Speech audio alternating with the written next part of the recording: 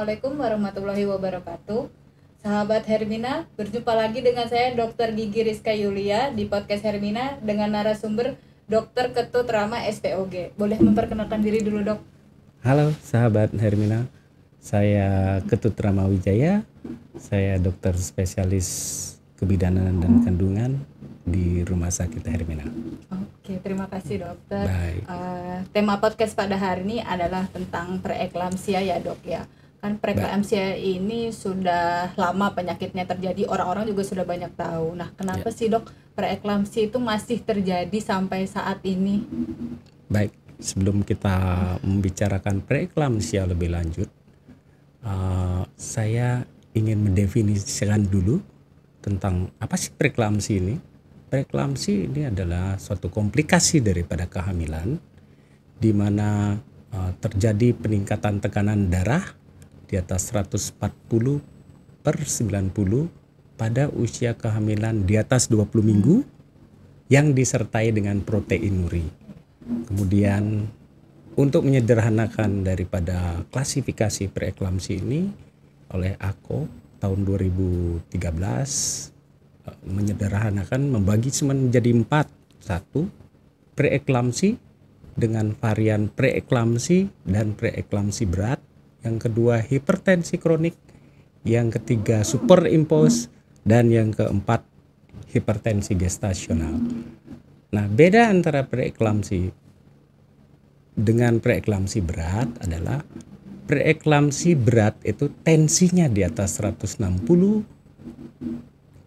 dan diastolnya di atas 110, kemudian disertai dengan gejala-gejala yang berat seperti apa? Trombositopeni, kemudian kenaikan serum kreatininnya di atas 1,1 gram per desiliter, kemudian peningkatan daripada serum transaminase fungsi hepar, kemudian ada gangguan gejala cerebrovaskuler berupa nyeri kepala yang hebat, kemudian gangguan penglihatan. Nah, itu salah satunya yang berat. Sedangkan hipertensi kronik itu adalah ibu hamil yang mengalami hipertensi di bawah umur 20 minggu. Sedangkan superimpos adalah hipertensi kronik yang memberikan gejala seperti preeklamsia. Kemudian yang terakhir adalah hipertensi gestasional. Di sini disebut gestasional tentunya karena kehamilan. Jadi hipertensi yang terjadi pada umur kehamilan 20 minggu tanpa adanya proteinuria. Nah, saya tertarik sekarang kenapa kok bisa terjadi preeklamsia ini penyakit sudah lama. Kok tidak selesai-selesai? Ada penyakit yang bisa dicegah kemudian bisa kita atasi. Nah, khusus untuk preeklamsia ini uniknya itu penyebabnya tidak diketahui. Nah, ini berhubungan dengan kegagalan daripada plasenta yang dipengaruhi oleh gangguan-gangguan penyakit komorbid daripada ibu, dan pertumbuhan trofoblast yang berlebihan ini akan mengaktifasi endotel. Jadi kelainan ini juga banyak dipengaruhi oleh herediter, imunologi, dan pengaruh lingkungan lainnya. Nah, ini yang bisa menyebabkan terjadinya preeklamsia itu. Jadi kalau kita ibaratkan tadinya pembuluh darah itu dengan ukuran yang sedemikian, kemudian dia mengecil, tentu alirannya juga akan lebih kencang dan terjadi kebocoran juga. Kebocorannya berupa jadi udem, kemudian proteinuria dan lain-lain. Itulah salah satu penyebab kenapa kok preeklamsia ini tidak bisa ditangani atau diselesaikan dengan baik. Kita hanya bisa menangani beberapa komplikasi dan gejalanya. Kira-kira begitu. Namun demikian, saya ingin kemudian membicarakan preeklamsi ini dengan perspektif yang beda. Karena kalau kita ngomongin bahwa preeklamsi ini adalah tensinya bisa menyebabkan kejang dan lain-lain, itu sudah biasa gitu. Jadi saya ingin memberikan perspektif apa sih sehingga lebih mungkin mudah dipahami oleh ibu-ibu. Kira-kira begitu. Kalau ibu-ibu yang ketika pemeriksaan tensinya tinggi itu udah pasti preeklamsi atau belum tentu, Dok? Tergantung daripada usia kehamilannya. Preeklamsi ini yang jelas di atas 20 minggu, kemudian disertai dengan proteinuri. Nah, tadi saya menyebutkan bahwa saya ingin memberikan perspektif yang berbeda tentang preeklamsi ini, karena kebiasaan daripada ibu-ibu itu, walaupun diperiksa tensinya tinggi, enggak apa-apa kan, Dok? Padahal apa-apa kan sebenarnya. Jadi saya ingin memberi pengertian bahwa betapa berbahayanya preeklamsi ini. Kenapa begitu? Kita berbicara dampak. Dampaknya itu bisa terjadi pada ibu dan pada janin. Bisa juga berdampak yang diterima saat ini atau yang akan datang. Baik pada janin juga begitu. Bisa diterima saat ini, saat menderita preeklamsi, atau dampak jangka panjang setelah dia dewasa gitu ya. Jadi saya ingin mengibaratkan begini, bahwa preeklamsi ini mempunyai dampak jangka pada saat itu pada ibu-ibu, antara lain bisa menyebabkan menjadi HELLP syndrome. HELLP syndrome ini salah satu varian daripada preeklamsi yang berat gitu. Banyak keterlibatan imunologi, ditandai dengan hemolisis, elevated liver enzyme, dan low platelet. Kemudian dampak yang lain dari preeklamsi karena tensinya tinggi bisa terjadi cerebrovascular disease seperti stroke gitu yang saat itu. Kemudian dampak selanjutnya antara lain udem paru. Kemudian yang paling berat adalah terjadi eklamsi. Eklamsi itu kejang pada saatnya. Nah, kalau kita sudah mendapatkan ibu dengan preeklamsi ke arah eklamsi, ini membutuhkan sumber daya yang sangat besar, pembiayaan yang besar. Di beberapa penelitian disebutkan bahwa 31% ibu-ibu yang mengalami preeklamsi berat akan mengalami eklamsi ini, dia membutuhkan perawatan ICU. Kita tahu sendiri bahwa kalau sudah dirawat di ICU tentu pembiayaannya juga sangat tinggi. Dan waktu yang kita tidak tahu kapan dia akan membaik gitu. Ini sehubungan dengan apalagi pada ibu-ibu yang umurnya semakin tua, dia semakin bertambah berat biasanya, membutuhkan segala macam sumber daya di sana. Nah, itu dampak saat terjadinya serangan. Kemudian kita bicara mengenai dampak jangka panjangnya. Sebenarnya dampak jangka panjangnya itu bisa kita memungkinkan ibu-ibu ini terjadi stroke, gangguan ginjal, kemudian DM, diabetes mellitus. Tanpa kita sadari bahwa preeklamsi ini bisa akan memberi ke arah penyakit-penyakit itu. Yang tentunya ini penyakit degeneratif. Penyakit degeneratif yang seharusnya kalau tidak mengalami preeklamsi mungkin tidak dialami, tapi karena ada preeklamsi jadi bisa terkena gitu.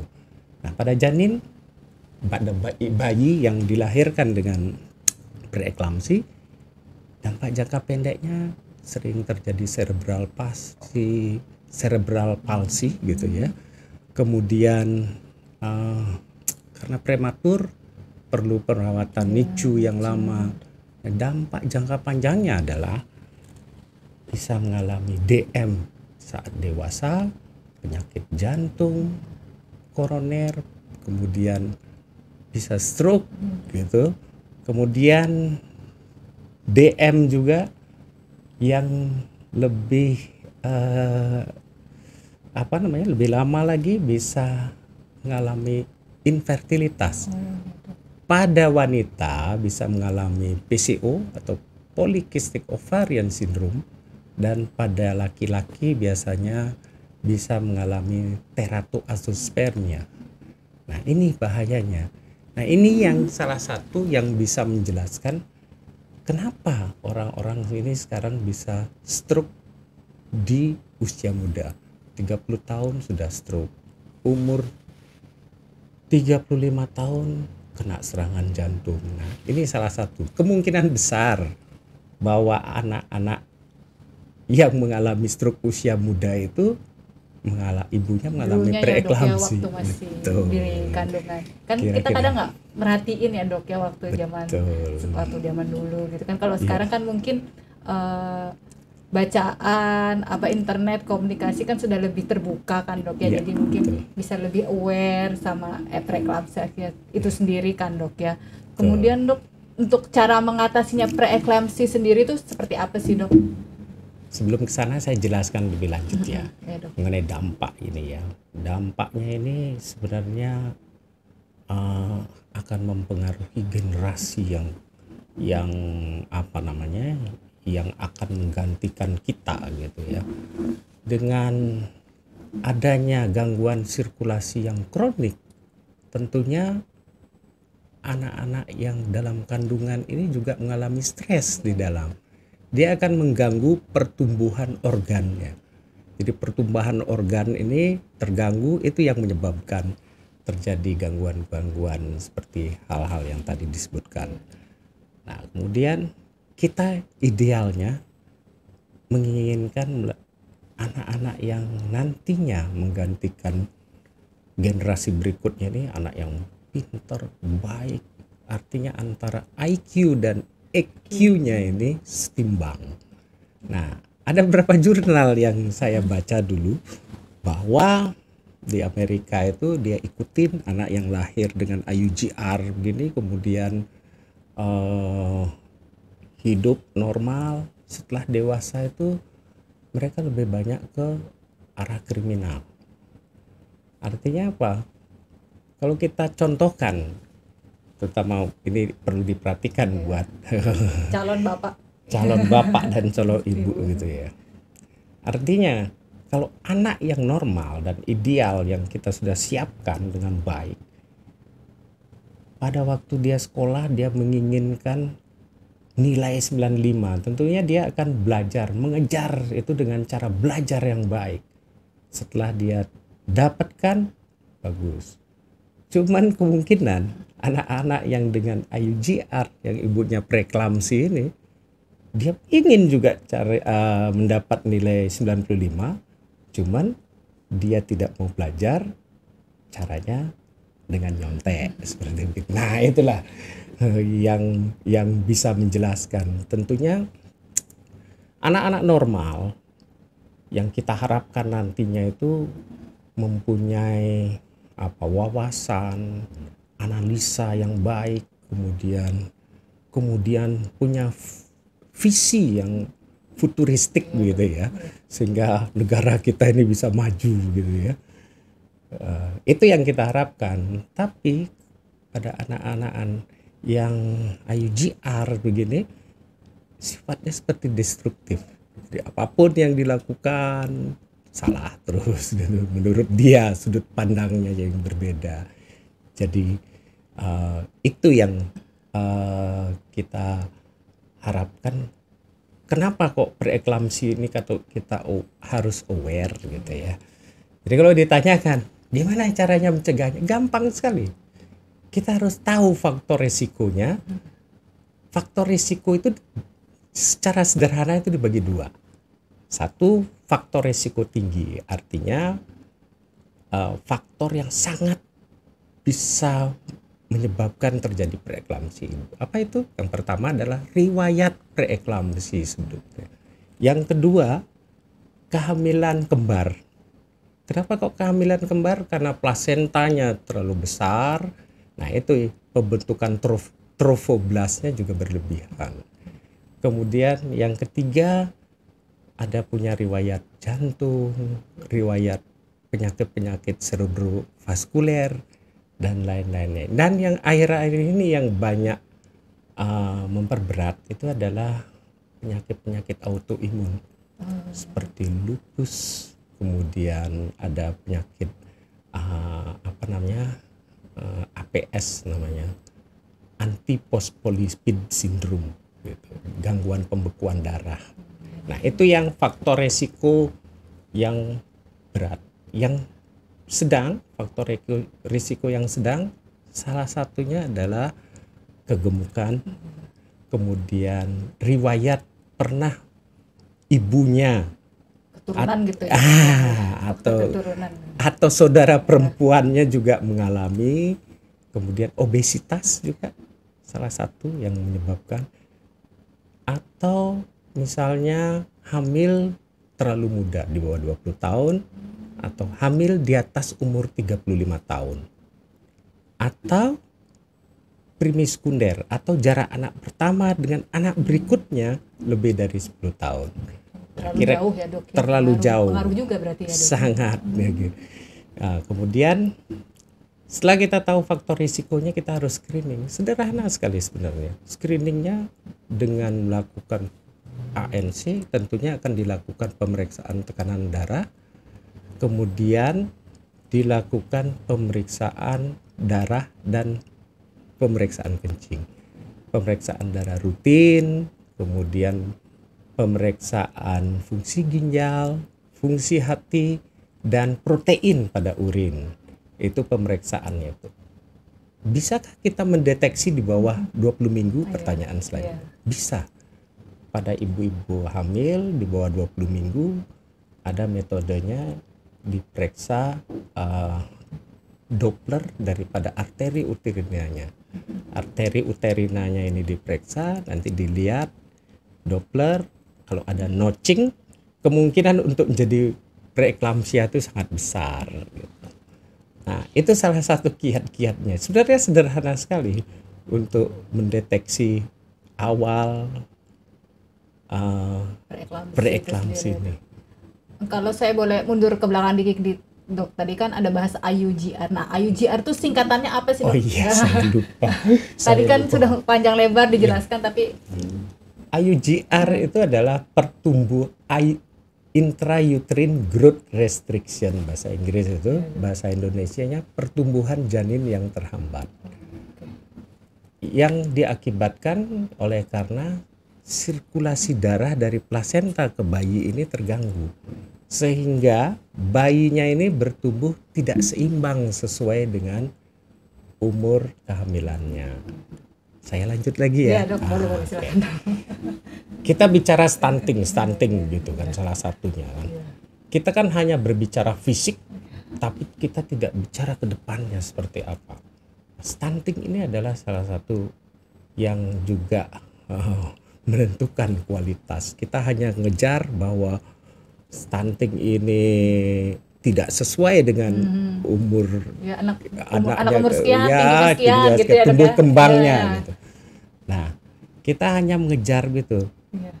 Kita hanya mengejar sampai kita ketemu bahwa umur sekian itu harus sekian tumbuh kembangnya. Tapi kita tidak pernah memikirkan ke depannya anak ini mau jadi apa. Nah, apakah bisa kita behaviornya kita atasi dengan baik. Nah, itu makanya saya ingin sekali lagi saya katakan bahwa saya ingin membicarakan perspektif preeklamsi ini dengan perspektif yang berbeda. Tidak hanya kita mesti atasi penyakitnya, tapi kita harus tahu di kemudian hari ini kita, anak-anak yang dilahirkan dengan preeklamsi ini menjadi apa. Karena banyak kan ibu-ibu hamil itu akan walaupun kita sudah tensinya tinggi, tapi rasa penolakannya tinggi. Oh iya dok, iya. Iya. Banyak itu yang seperti menganggap itu. Remeh gitu ya dok, atau kayak denial gitu ya dok. Nah, iya. Jadi enggak apa-apa kan dok. Nah, karena kita beri penjelasan tidak terlalu mendetail, pindah dia ke dokter lain. Justru dengan dia berpindah-pindah ini mengaburkan jadi sebenarnya gitu. Jadi kan misalnya kalau ibu dengan preeklamsi kan itu otomatis tensinya tinggi kan, Dok ya. Nah, apakah tensi itu bisa berkurang hanya dengan diet pola makan atau mengatur jam tidur aja, itu kayak biasa-biasa yang dijelaskan pada orang awam itu semudah itu nggak, Dok? Nah, ini prinsip daripada penanganan preeklamsi ini justru terapi sebenarnya. Nah, di sini ya sebenarnya yang kita harus kendalikan. Kita berikan obat anti hipertensi untuk mengatur tekanan darahnya sehingga diharapkan tidak akan menyebabkan kerusakan lebih lanjut. Karena kalau terjadi kerusakan lebih lanjut itu kan dari 20 minggu dia sudah mengalami preeklamsi, setelah 4 bulan kemudian dia tetap masih mengalami kerusakan. Kerusakan ini semakin luas. Ini yang menyebabkan sebenarnya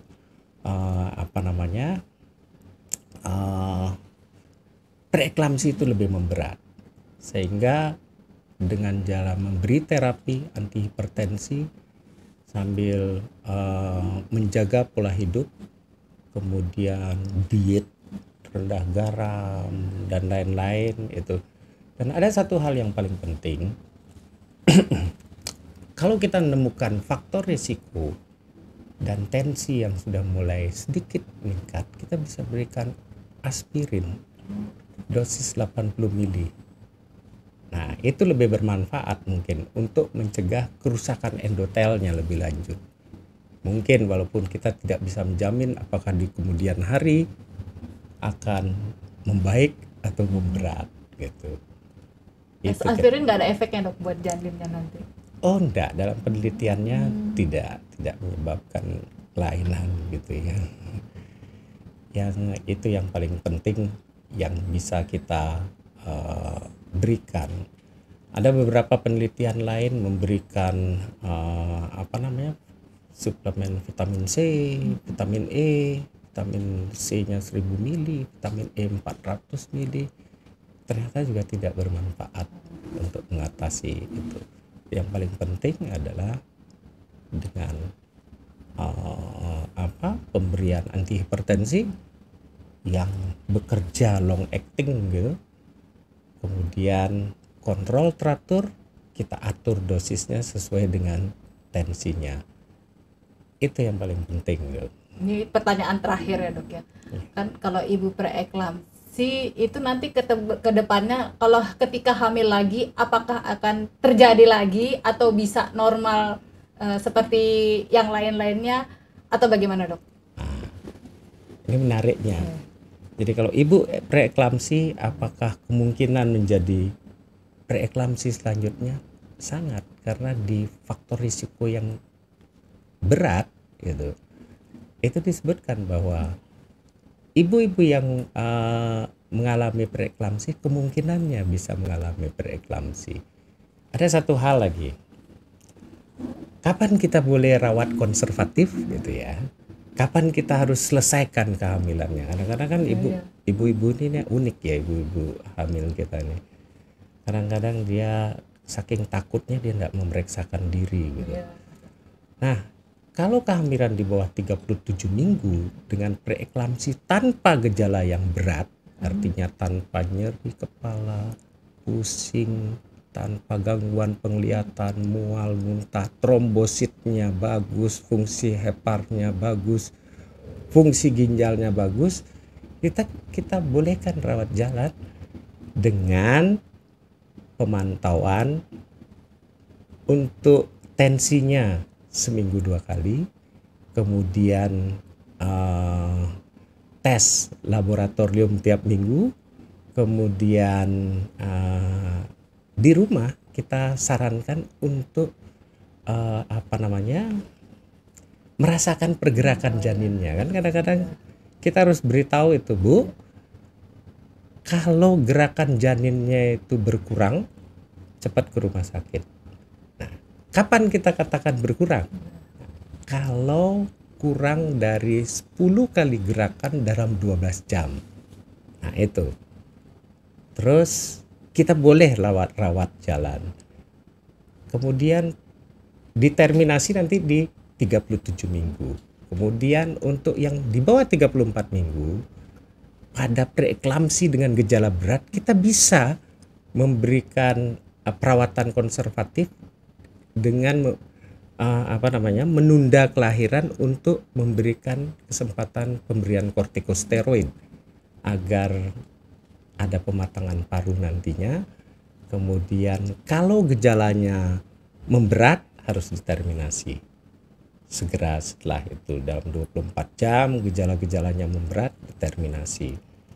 Kemudian apakah, nah ini pertanyaan yang paling penting nih, apakah semua pasien preeklamsi harus dioperasi? Tidak. Kita lihat harus faktor panggulnya, faktor istilahnya Bishop score gitu. Jadi kekakuan daripada jalan lahir, arahnya, kemudian dan lain-lain. Dan kalau tidak ada indikasi obstetrik, untuk seksio boleh dilakukan terminasi dengan cara induksi persalinan. Nah, pada prinsipnya bahwa kita lahirkan janinnya ini, karena janinnya ini yang menyebabkan terjadi preeklamsi, kita lahirkan dengan selamat untuk mendapatkan generasi penerus yang baik. Kira-kira begitu, dokter. Penutupan, dok, buat ibu-ibu yang sekarang mau hamil, sedang hamil, atau sudah hamil. Buat ibu-ibu yang hamil gitu ya, sebenarnya hamil ini harus dipersiapkan dengan baik. Artinya sebelum kita hamil, kita harus persiapkan dengan baik dengan mengkonsumsi asam folat setiap hari, kemudian rencanakan kehamilannya, dan setelah hamil melakukan pemeriksaan kehamilan yang rutin minimal 4 kali selama kehamilan. 1 kali dalam trimester pertama, 1 kali dalam trimester kedua, dan 2 kali dalam trimester 3. Kemudian pilihlah tempat bersalin yang menurut ibu-ibu percaya, karena kepercayaan itu penting. Trust itu penting karena juga mempengaruhi psikologis, sehingga diharapkan bisa persalinannya berjalan lancar. Kira-kira begitu, dokter. Baik, terima kasih Dokter Ketut atas kesempatannya pada hari ini. Sahabat Hermina, berakhir sudah podcast Hermina pada hari ini. Terima kasih, saya Dr. Gigi Rizka dan Dr. Ketut Rama. Assalamualaikum warahmatullahi wabarakatuh.